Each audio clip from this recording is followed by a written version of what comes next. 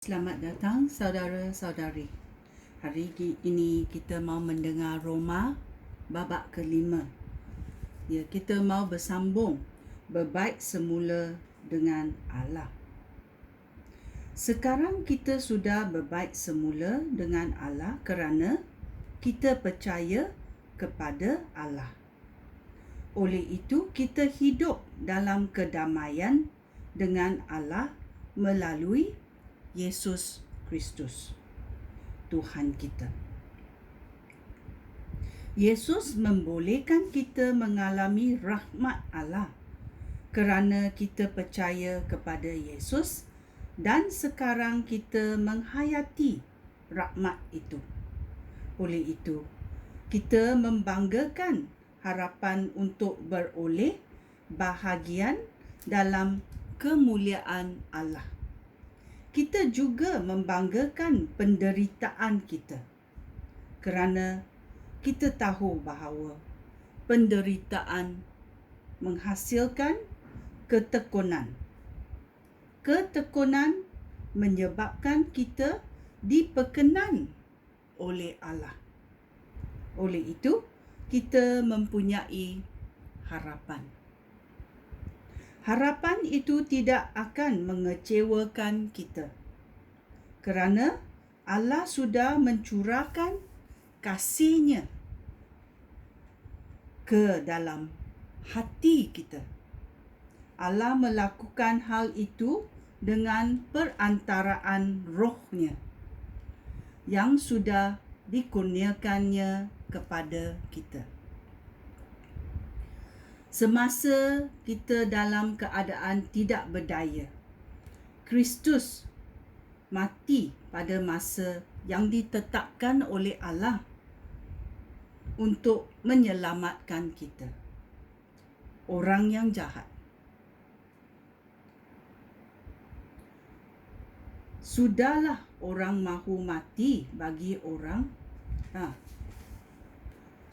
ayat 7. Susahlah orang mahu mati bagi orang yang mentaati hukum agama. Mungkin ada orang yang bersedia mati bagi orang yang baik hati. Tetapi Allah telah menunjukkan betapa besarnya kasih Allah kepada kita kerana Kristus mati bagi kita semasa kita masih berdosa. Melalui kematian Kristus, kita sekarang berbaik semula dengan Allah. Oleh itu, kita pasti akan diselamatkan oleh Kristus daripada kemukaan Allah kelak. Dahulu kita bermusuh dengan Allah, tetapi Allah menjadikan kita sahabat-Nya melalui kematian anaknya Yesus Kristus. Sekarang, sebagai sahabat-sahabat Allah, kita pasti akan diselamatkan kerana Kristus hidup. Bukan itu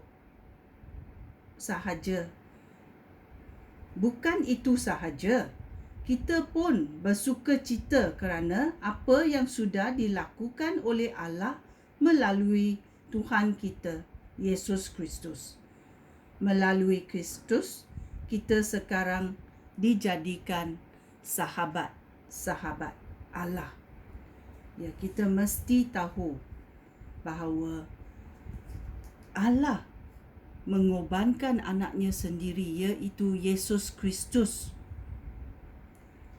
Yesus Kristus datang sebagai manusia untuk mengorbankan diri supaya dosa kita dihapuskan.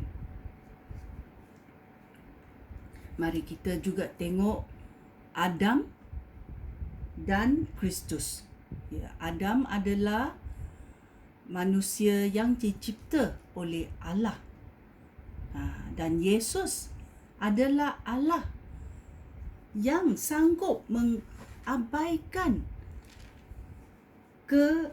kerajaannya di syurga dan menjadi manusia di bumi ini supaya dia boleh menyempurnakan kehendak Allah.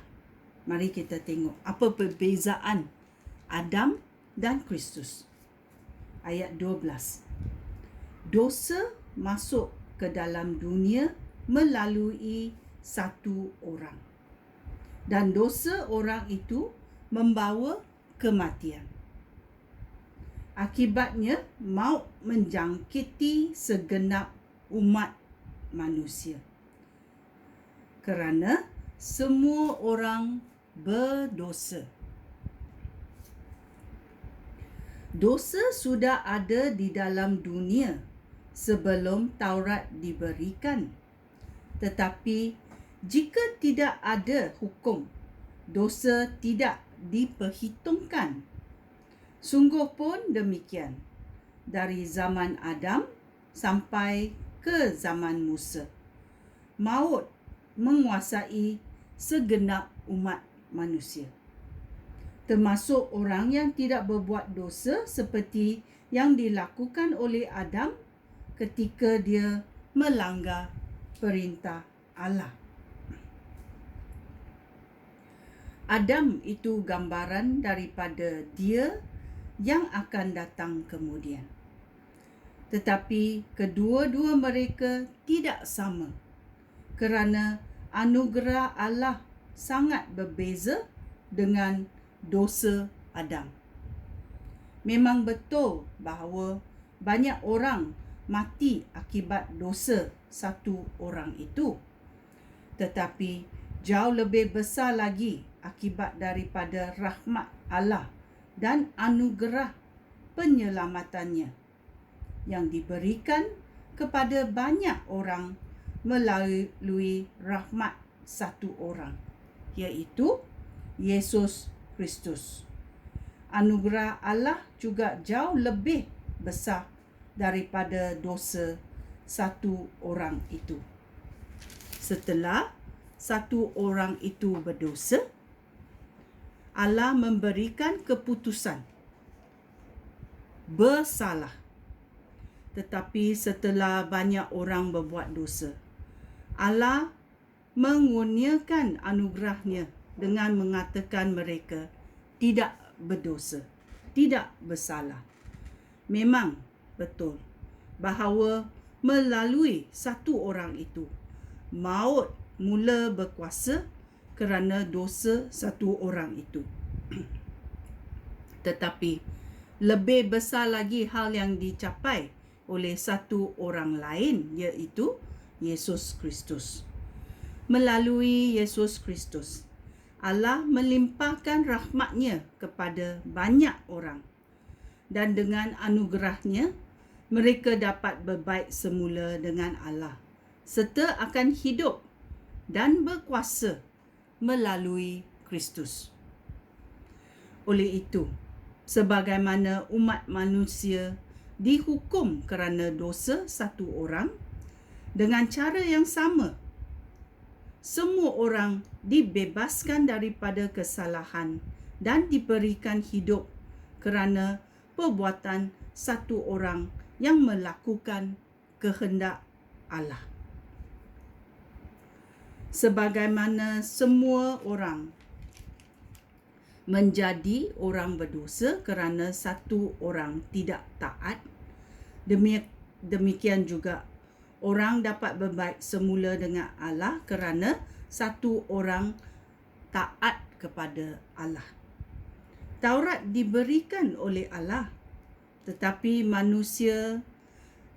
apabila manusia semakin berusaha untuk mentaati Taurat, mereka semakin melanggarnya dan berdosa terhadap Allah. Tetapi apabila dosa bertambah, rahmat Allah pun semakin bertambah. Oleh itu, sebagaimana orang harus mati kerana berbuat dosa, demikian juga rahmat Allah berkuasa untuk membolehkan kita berbaik semula dengan Allah, sehingga kita beroleh hidup sejati dan kekal melalui Yesus Kristus Tuhan kita. Ya, kita mesti tahu Allah mencipta Adam dan Adam melanggar perintah Allah.